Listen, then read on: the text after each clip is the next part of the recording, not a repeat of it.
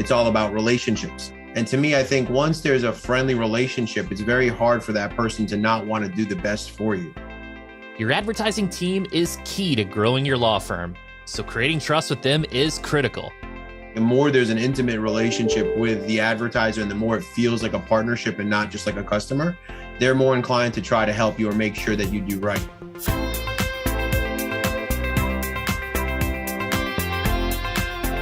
You're listening to Personal Injury Mastermind, the show where elite personal injury attorneys and leading edge marketers give you exclusive access to growth strategies for your firm. As managing partner of the personal injury law firm Anidjar Levine, Marc Anidjar understands the art of consumer engagement.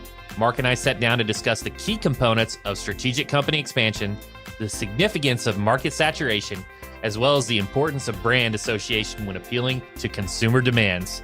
I'm your host, Chris Dreyer, founder and CEO of Rankings.io. We help elite personal injury attorneys dominate first page rankings with search engine optimization.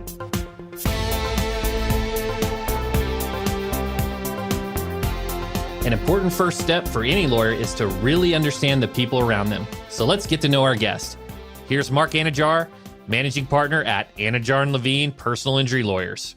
I never wanted to be a lawyer. I actually wanted to be a chef. I always enjoyed cooking and I wanted to cook. And that was kind of what my passion was.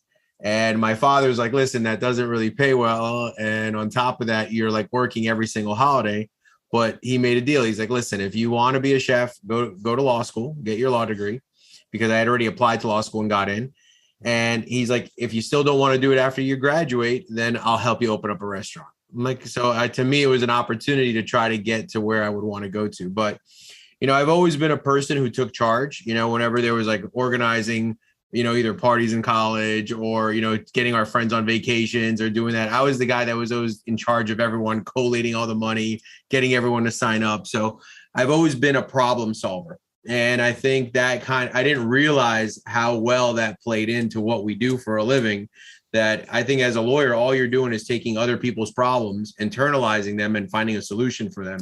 So I think that's kind of what kind of migrated me into law. So I go to law school, I graduate, I get my first job at Terry Rosenblum's office, and I just hit the ground running. And the management side of things that I picked up on is my father was a businessman, like an entrepreneur by trade. He owned jewelry stores when he was younger. Then he owned a chain of sporting goods stores at some times. So there was a lot of times in his life where he tried different businesses. And I remember in the 80s, he had a chain of sporting goods stores in downtown Miami. And I had to go to every single store and batch out the credit cards, count all the cash, and do the profit and loss for every store. Wow. And I'm upstairs in his office and I'm doing the profit and loss. And one of the profit and losses was we lost money that day. So I'm like, what do you mean you lose money that day? And he's like, well, there's no guarantee that you make money, that you have to average out the month.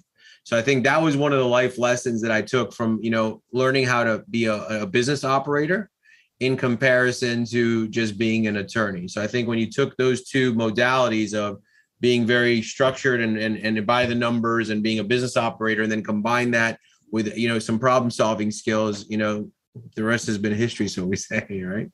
Yeah, that's fantastic. So there's school that you go to attend, and then there's school at home and like what you're actually learning doing. The other thing is I talk to a lot of attorneys and they struggle with the business aspect. So they get in hey, I can practice the law. I understand the law. I'm a technician, but you got that management side early on. So my dad had good times and bad times. My brother and my sister grew up when times were good. I grew up when times were bad and I had to take out student loans. So I saw what it was when, my parents struggled and had to succeed and work twice as hard, even at an older age. Even in people that I've interacted with along the way in business, you always see people who were successful at one point and didn't have success. So I think that taught me that you always have to be diligent and be prepared for the worst. I think that's something that I've always looked. I'm like, whenever I'm talking to somebody, I'm like, okay, what's the best case scenario? What's the worst case scenario? I always want to know the extremes. And once I know the extremes, then I can formulate a plan on what's the best thing to do. So I think, like you said, you go to law school, you get trained the language of law, right? The legalese on how to speak and write like a lawyer. But at the end of the day, it's the practical skills of applying them through your daily interactions and doing what you do. And that's kind of what makes you who you are. So I agree that it's like the law school gives you the degree and the license to practice, But at the end of the day, it's the on-the-job training that teaches you how to really be successful as a lawyer and as well as a manager. Yeah, that's a great breakdown. So when you work for this firm, when was it you decided, hey, I'm going to hang my shingle? Tell me about how you met your partner, Glenn Levine. When did you guys decide it was time to go out on your own? So I always had like the gift of gab. I think my first month of being an attorney, I went to a function where there was doctors and lawyers interacting with each other. So I meet this one doctor, me and him hit it off. And the next day he calls me and he's like, hey, I have no business referring you this case, but you seem like a nice guy. And he sends me this file. And it happened to be a case where a guy lost a leg, right? And we literally settled that case for $3.2 million. So that was my first big hit. And from day one, I was always an advertiser. I'm like, listen, I want to throw my cap in the advertising sphere. And back then, I'm not going to date myself, but it was the yellow pages and the yellow books. So that was before the Apple iPhone. BlackBerry was still around. And at that point, my boss at the time was like, listen, I don't advertise. It's not my thing. It's all like, he was more of like a conventional style attorney. But he said, if you want to do it, go ahead and do it. So I took my first check and I bought the front cover of the yellow pages, and I just snowballed from there. And I think within 18 months, I'm sitting there and I had like 119 of my own cases. And I'm like, all right, it's time to go. So that was really a short transition of me working for someone to then transitioning to my own office. And, we kind of laugh about now the yellow pages, but back then everyone used yellow pages, and everyone had that phone book. Well, it's funny. The other day, like I was trying to find someone's phone number and I'm like, I should dial 411 to see if it even exists. But we had to do a background search and we got the number a different way. Yeah, look, the mediums that we used from the past to where we are today, yeah, it's definitely got much more simpler. But yeah, the yellow books was very effective. And the way they did them was they staggered every city. So every city would drop at a different time. And every time the book would drop, let's say in Pompano in Florida or in Delray or in Boca, you would see a natural bump in terms of cases that were coming in every time those books dropped. So what you did was you bought all the books and staggered them over the year, and that way you were always busy. So that was just the business model.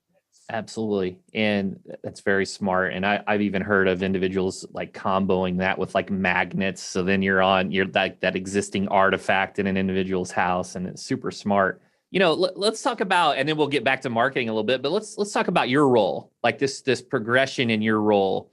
How has your role evolved, like at the very beginning where you're wearing a bunch of hats, maybe trying cases and litigating yourself, to more like the owner, the CEO?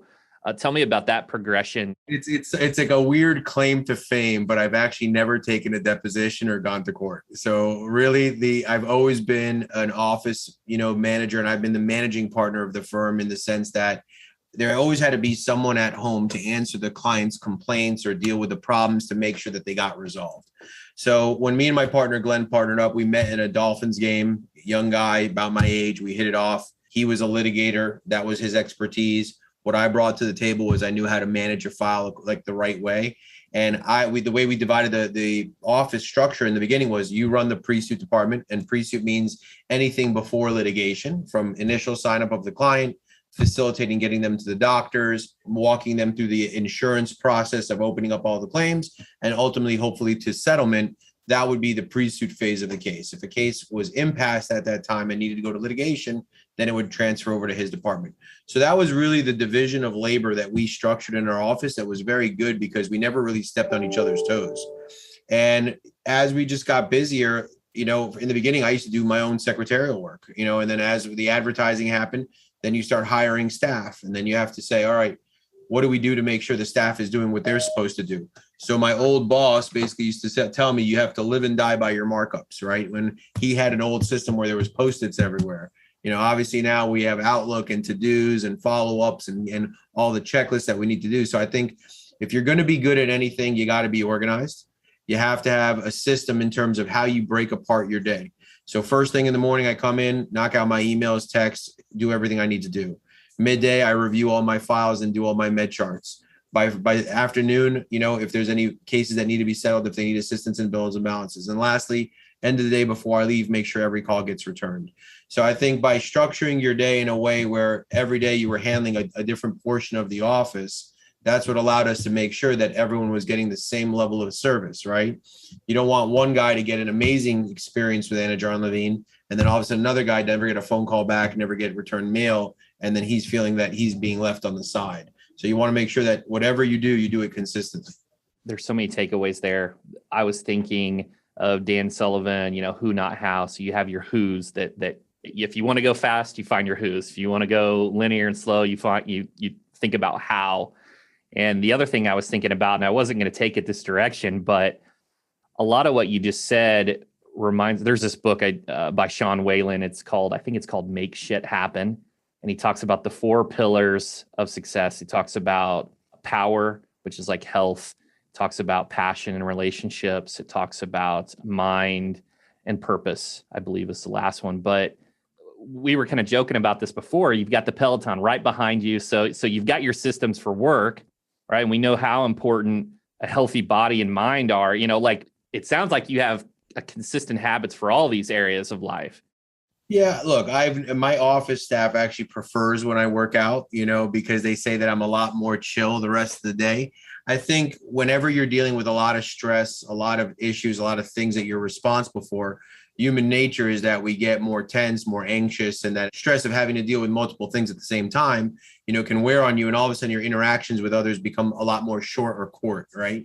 So by waking up in the morning and doing that workout, knocking it out, sweating it out, getting the stress and the anxiety off your body, I think aside from taking care of your health, it also takes care of the mind in that way, where now all of a sudden you're just a little bit more chill when you're dealing with your staff, you're a little bit more relaxed, and it kind of helps with those interactions for sure.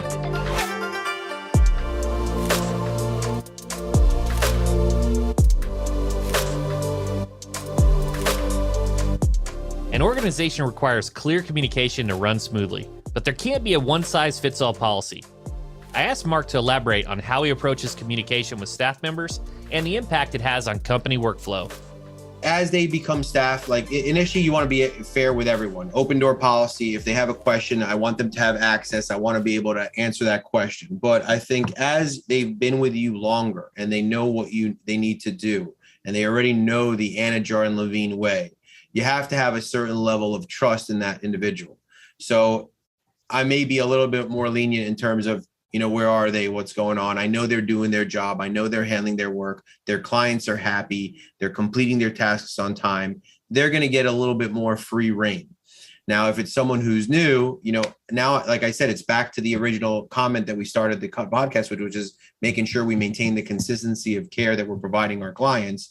Well, if I have a new employee, until I know that they've graduated and they're doing things the way I want them done, I'm going to be a little bit more strict with them. I'm going to be a little bit more regimented with how they perform their job. And we have what's called like a memo sheet. And a memo sheet is just like a cheat sheet of all the things that I want to see on a case. Date of accident, property damage, insurance, where is their treatment, MRIs, all the things that I need to make a proper assessment of the case. And you're not allowed to walk into my office if you don't have this sheet on top of your file. Like it's a rule. But then as they graduate and as they already know the file, maybe someone who's been here for 3-4 years consistently demonstrated that they know what they're doing. In that situation, they'll come and just have a conversation with me. They're not going to go through the ritualistic, thing of performing this sheet before they walk in my office.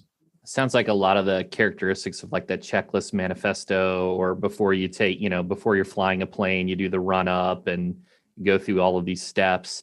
And that's super smart. That makes sense, because then you can just empower those individuals that know what they're doing, and you don't have to stress about well, to some degree, I hear micromanagement as like a negative, but I think in the beginning, I absolutely agree with you. Like making sure they do it your way.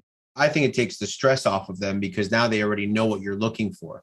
So I think if you're always clear in what your requests are, if you always are concise in terms of, hey, this is what I'm looking for, and now there's no surprise when they walk into the room to ask you a question of what your expectations are, I think that can add some brevity in terms of making it more easy for them to, get into the fold and figure things out. Jumping over to kind of the marketing, because you're one of the firms that just truly market themselves in a fantastic manner for multiple channels, that omni-channel approach. And we had Gary Sarner on previously, and we were talking about radio, and you guys have had awesome success with radio, in that medium. not saying to give away your secret sauce, but, why has that been a medium that you've really focused and done well with? So I always tell everyone, they always say, I don't mind sharing the secret sauce because there's another discipline that comes with that. And that's making sure you're answering the phone, right? Because if you're spending all this money on advertising and your intake team isn't picking up the phone, making sure they're screening them properly and making sure you're getting proper conversions, you're burning your money. Look, you hit it on the head initially where you said it's all about relationships. And I think one of the things that we did very differently in the beginning was we didn't work with ad agencies. I would meet all the general managers and the sales managers and the DOSs myself. And then we would go out and have drinks together or have dinner together. And to me, I think once there's a friendly relationship, it's very hard for that person to not want to do the best for you, right? So regardless of what the contract says and what you have on paper, those are the terms that you're paying for. Those are the terms that you're agreeing to. But there's always added value that can be done by, any of these advertisers. And I think the more there's an intimate relationship with the advertiser and the more it feels like a partnership and not just like a customer, they're more inclined to try to help you or make sure that you do right. And that happened more so in COVID than any other time in my life, because we have a very, very expensive advertising campaign. And COVID came and every single one of our partners stepped up to the plate, kind of helped us get through that time, maintained a lot of our assets. And now we came out of it even stronger. And that wouldn't have happened if you were just hands off in terms of your interactions with these people. So yeah, look, it's worked very, very well. I think when you look at advertising, I try to say, to keep it simple, it's like a 7-layer cake, right? You can't have a 7-layer cake unless you have all 7 layers, right? So initially you start off with, radio. You start off with maybe things that are more cost effective, maybe some internet, Google's type advertising. Maybe then you move on to TV as you graduate. Then maybe you try additional markets. Maybe at that point, if you really feel comfortable, you can do some corporate sponsorships of some like venues, and that's more of a branding component. So you don't want to be hopping around with your budgets, going from, this channel to this channel and going here for 3 months and here for 3 months. You want to have some type of consistency with either the viewers or listeners on that specific station or that specific medium, where every year in, year out, you become a fabric of that station, fabric of that radio station, or a fabric of that corporate sponsorship. So the longer you're there, the more that investment is going to yield a better result.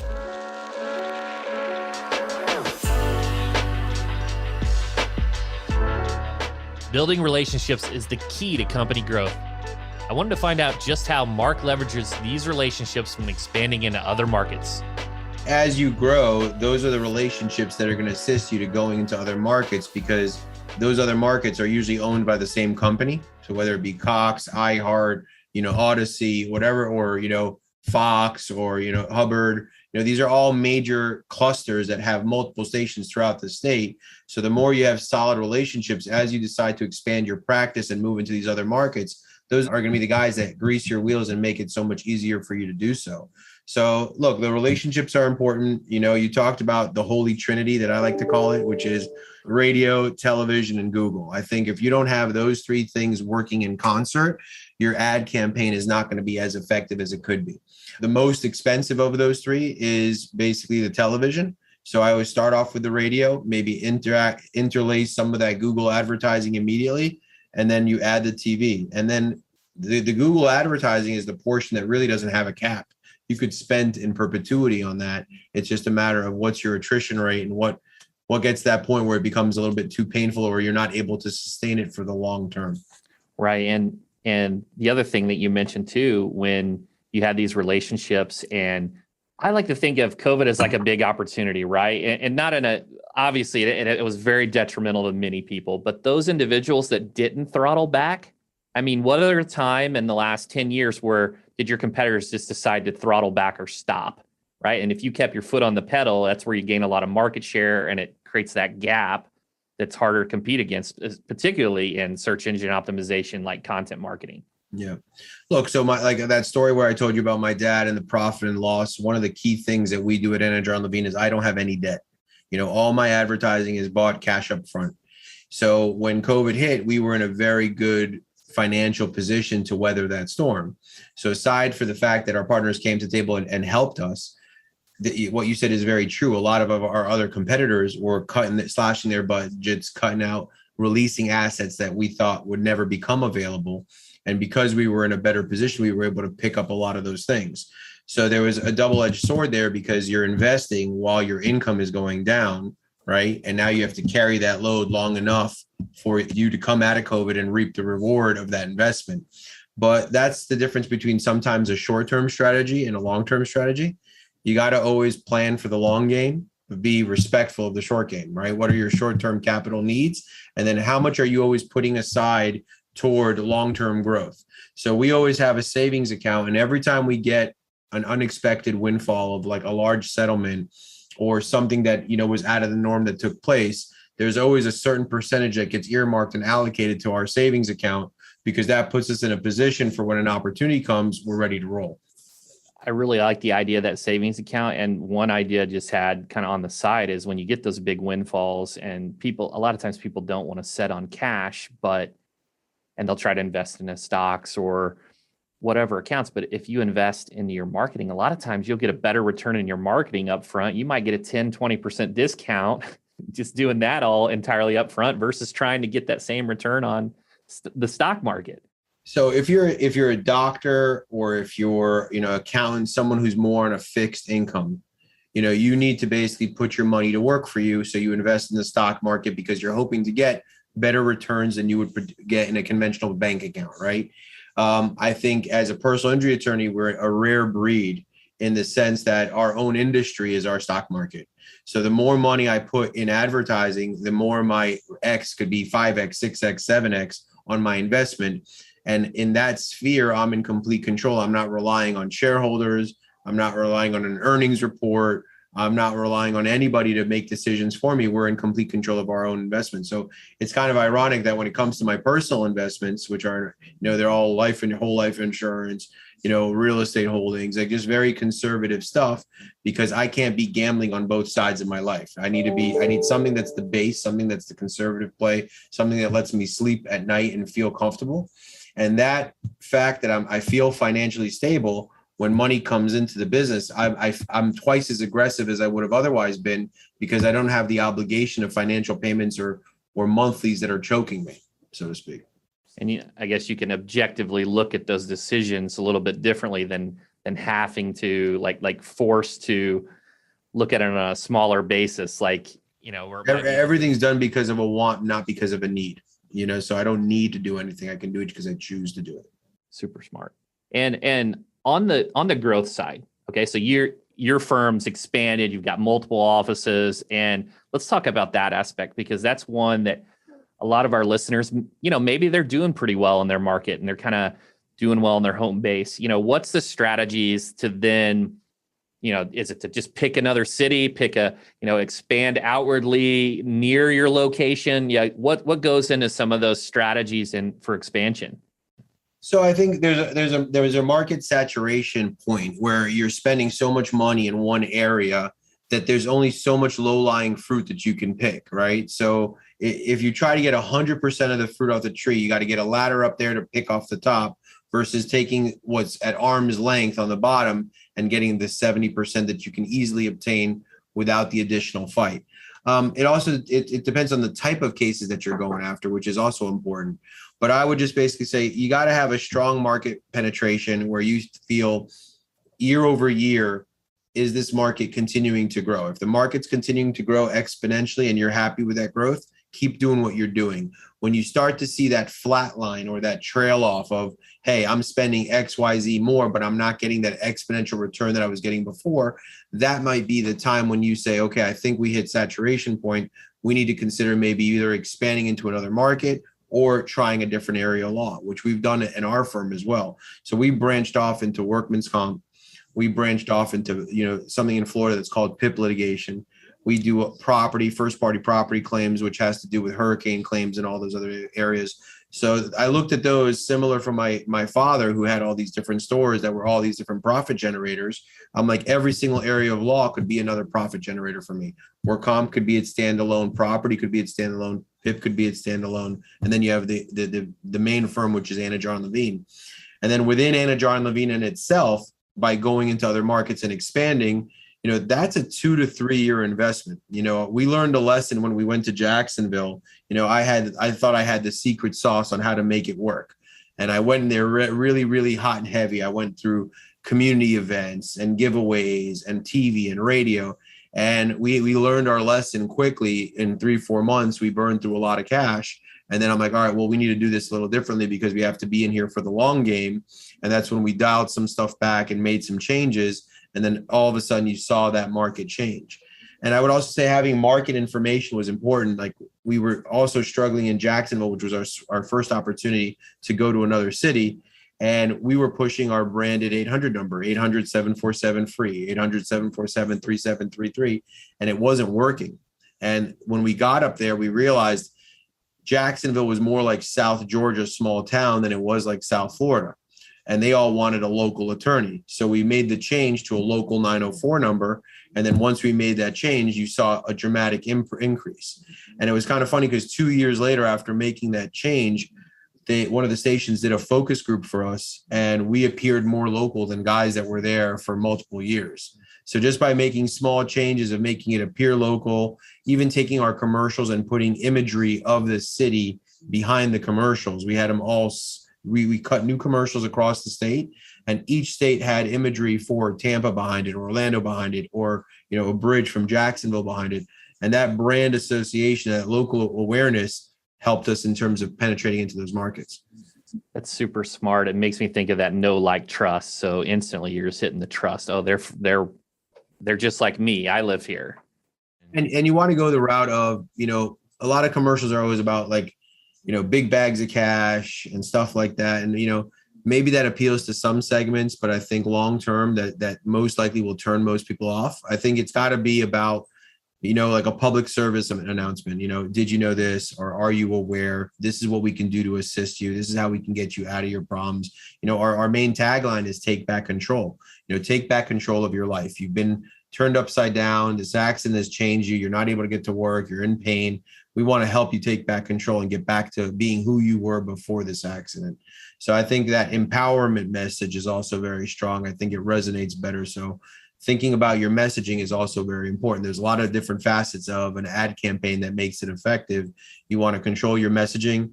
You want to make sure you stay positive. Sometimes you have to appear local.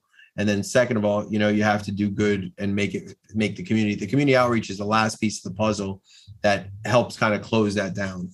Yeah. And on the messaging first. So I read a story when I was doing my research that you had a situation where, like, you tried to use humor in early on in radio advertising, and maybe it wasn't the best. And then you kind of learned these different strategies that worked for your firm. So,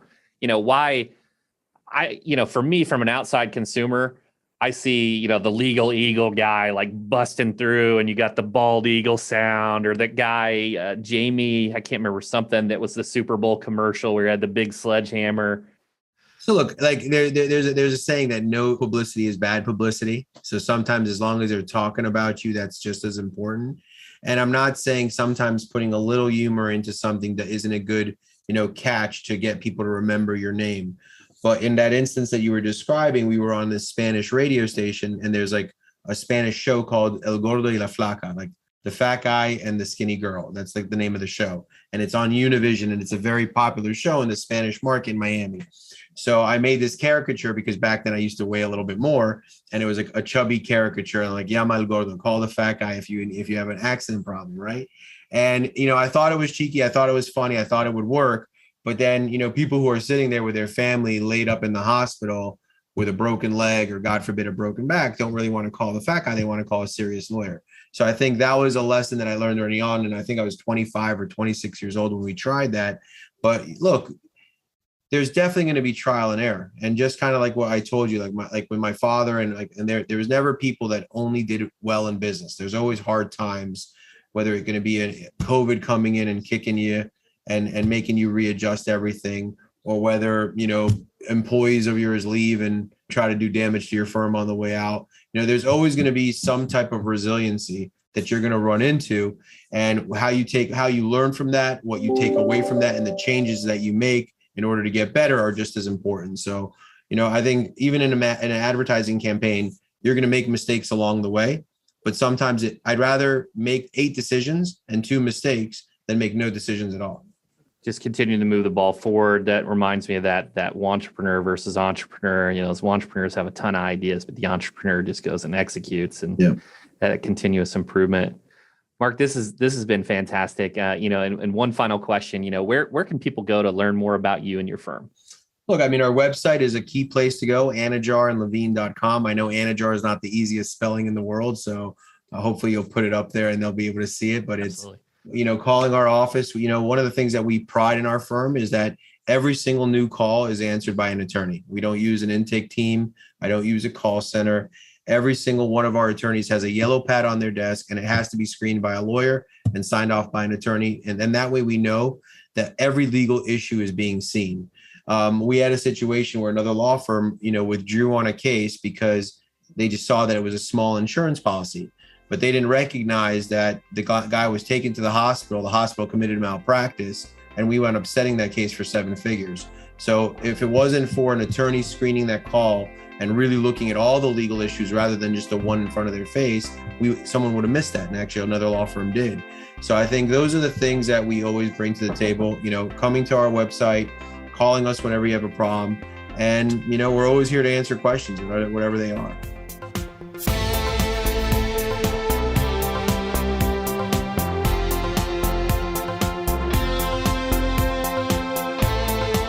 I'd like to thank Marc Anidjar from Anidjar Levine for sharing his story with us, and I hope you gained some valuable insights from the conversation. You've been listening to Personal Injury Mastermind. I'm Chris Dreyer. If you liked this episode, leave us a review. We love to hear from our listeners. I'll catch you on next week's PIM with another incredible guest and all the strategies you need to take your personal injury practice to the next level.